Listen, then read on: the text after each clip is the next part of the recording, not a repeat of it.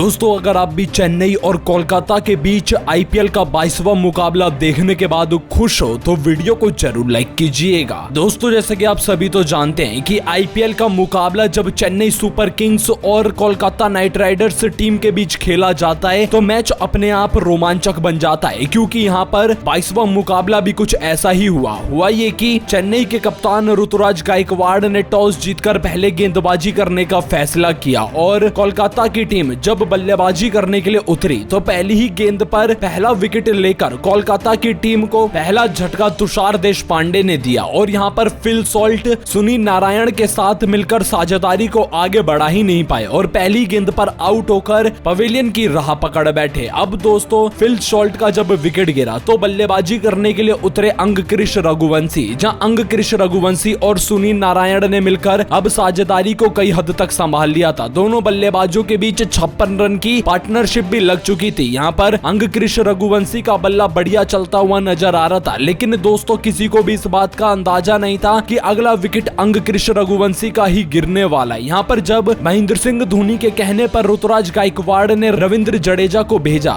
तो गेंद को बाहर जाता समझ अंगक्रिश रघुवंशी गलत शॉट खेल बैठे और सीधा गेंद जाकर उनके पांव पर लग गई, जिसके चलते यहाँ अंगक्रिश रघुवंशी 18 गेंदों में 3 चौके और 1 छक्का लगाकर 24 रन बनाकर अपना विकेट गवा बैठे और एलबीडब्ल्यू बोल्ड आउट जैसे ही अंगक्रिश रघुवंशी हुए तो यहाँ पर कोलकाता नाइट राइडर्स टीम का स्कोर 56 रन पर अब 2 विकेट हो चुका था। जैसा कि आप सब यहाँ पर स्कोर कार्ड में भी देख सकते हो, अब 2 बल्लेबाजों के आउट हो जाने के बाद उतरे कप्तान श्रेयस अय्यर, जहाँ सुनील नारायण और श्रेयस अय्यर को मिलकर साझेदारी आगे बढ़ाने की जरूरत थी। लेकिन दोस्तों यहाँ पर रविंद्र जडेजा आखिरकार सुनील नारायण को भी कहां टिकने देने वाले थे। इसी 7वें ओवर की 5वीं गेंद पर रविंद्र जडेजा ने महेश तीक्ष्णा के हाथों सुनील नारायण को भी चलता किया, जो कि 20 गेंदों पर 3 चौके और 2 छक्कों की बदौलत 27 रन बनाकर आउट हुए और 4 रन के भीतर ये तीसरा बड़ा झटका भी कोलकाता की टीम को लग गया। अब 3 बड़े विकेट गिर जाने के बाद कोलकाता की टीम पूरी तरह से दबाव में आ चुकी थी। उनको समझ नहीं आ रहा था कि यहाँ पर किस तरह से बल्लेबाजी की जाए, क्योंकि गेंद जो थी वो पिच का सहारा लेते हुए काफी रुकती बल्लेबाज के पास पहुंच रही थी। तो इसी का फायदा उठाते हुए यहाँ महेंद्र सिंह धोनी ने चालाकी चली और उन्होंने सारी गेंदों को वाइड यॉर्कर लेंथ की फेंकने का अपने गेंदबाजों से बोला और इसका परिणाम ये हुआ कि कोलकाता की टीम के एक के बाद एक विकेट गिरते चले गए। यहाँ जब वेंकटेश अय्यर श्रेयस अय्यर का साथ निभाने के लिए आए थे तो वो भी टिक नहीं पाए और रविंद्र जडेजा ने डेरिल मिचेल के हाथों वेंकटेश अय्यर को मात्र 3 रन के स्कोर पर ही चलता किया और वेंकटेश अय्यर जब आउट हुए तो यहाँ पर कोलकाता की टीम ने अपने 4 बड़े विकेट गवा दिए थे। अब रमनदीप सिंह ने कई हद तक श्रेयस अय्यर के साथ मिलकर पारी को संभालने की कोशिश तो की, लेकिन वो भी 13 रन बनाकर ही महेश तीक्ष्णा की गेंद पर बोल्ड आउट हो गए और 5 विकेट गवाकर कोलकाता की टीम ने मात्र 85 रन जोड़े थे। यहाँ पर कोलकाता के एक के बाद एक विकेट गिरते जाना ही इस मुकाबले में उनको बैकफुट पर ढकेलता चला गया और यहाँ जब रमनदीप आउट हुए तो रिंकू सिंह से हर किसी को उम्मीद थी कि वो अय्यर के साथ मिलकर साझेदारी को संभालेंगे, लेकिन दोस्तों यहाँ पर तुषार देशपांडे ने उनको यॉर्कर लेंथ की गेंद डालकर बोल्ड आउट कर दिया और रिंकू सिंह भी 14 गेंदों पर मात्र 9 रन बनाकर ही चलते बने। अब कोलकाता की टीम पर इतना दबाव हो चुका था कि 6 विकेट मात्र 112 रन पर गवा देने के बाद अब श्रेयस अय्यर और आंद्रे रसल मात्र उम्मीद बचे हुए थे। लेकिन आपको हम बता दें कि 17वें ओवर में आंद्रे रसल की एंट्री हुई, बल्कि उनको इस मुश्किल स्थिति में कम से कम कोलकाता के लिए बल्लेबाजी करने के लिए 13वें ओवर में ही आ जाना चाहिए था, जिसका खामियाजा ये हुआ कि आंद्रे रसल को बीच मैदान पर पिच को भापने के लिए समय ही नहीं मिला और अपना विकेट भी वो तुषार देशपांडे को दे बैठे। जी हां, यहाँ पर तुषार देशपांडे ने उनको फिर से अपना हाथ खोलने का मौका दिया और डीप स्क्वायर लेग में खड़े डेरिल मिचेल ने बड़ी आसानी से आंद्रे रसल का कैच पकड़कर उनको 10 रन पर चलता किया और कोलकाता की टीम ने यह 7वां विकेट गवा देने के बाद श्रेयस अय्यर का विकेट भी खो दिया, क्योंकि वो 34 रन बनाकर खेल रहे थे और उम्मीद तो यही थी कि वही स्कोर को अब 150 के पार लेकर जाएंगे। लेकिन यहाँ मुजीबुर रहमान ने श्रेयस अय्यर को आउट कर दिया था, तब स्कोर मात्र 135 रन पर था। अब